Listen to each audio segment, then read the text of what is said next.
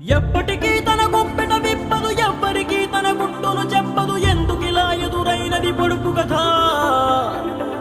తప్పుకునేందుకు దారిని ఇవ్వదు, తప్పు అనేందుకు కారణం ఉండదు. చిక్కులలో పడడం తనకేం సరదా?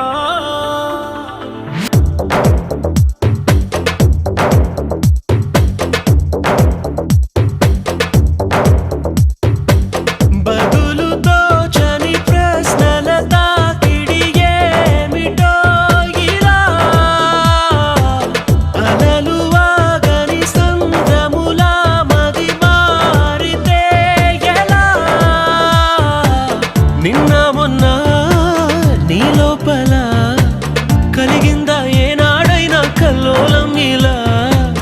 ఈ రోజేమైందని, ఏదైనా ఎందని నీకైనా కాస్తైనా అనిపించిందా?